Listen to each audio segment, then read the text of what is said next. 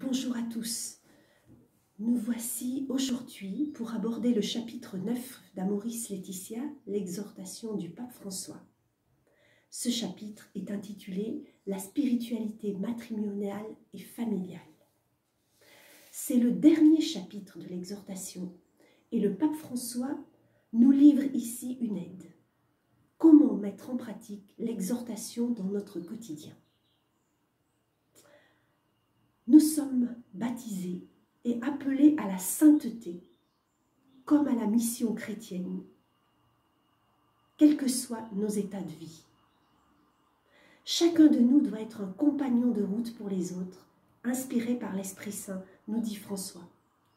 Il y a donc un chemin de croissance et une avancée positive pour tous, quelle que soit notre adhésion à la foi. Ainsi, la spiritualité conjugale et familiale se révèle une voie pour nous faire cheminer dans les gestes réels et concrets de notre vie de famille, nous appelant à la créativité. Elle nous aide à supporter nos manques, la famille présentable que nous aimerions montrer, le couple idéal que nous voudrions former.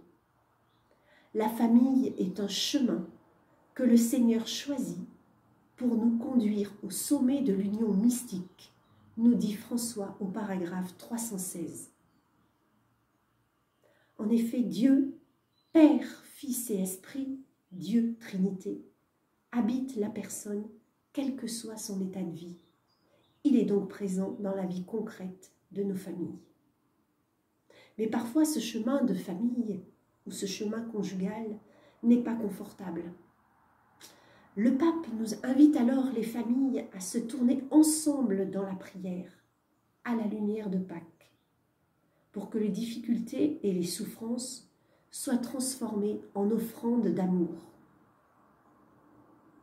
Donc dans la vie de famille nous dit quelque chose du mystère pascal, avec ses difficultés, ses souffrances, mais aussi ses joies. Elle procède aussi à ouvrir chacun à un chemin de sainteté. Oui, par la prière ensemble, où chacun peut exprimer ses difficultés sans être jugé, où des pardons peuvent être donnés, où des liens peuvent se reformer, où les personnes encouragées peuvent se relever. Elle change les regards, elle ouvre les cœurs, et Dieu peut plus facilement entrer. Le pape termine donc cette exhortation avec une expression qu'il chérit, la famille comme hôpital le plus proche, le lieu où l'on se soutient, où l'on s'encourage,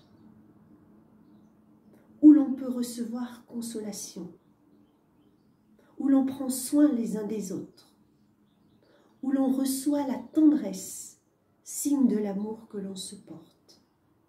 En cela, la famille est le reflet de l'amour divin.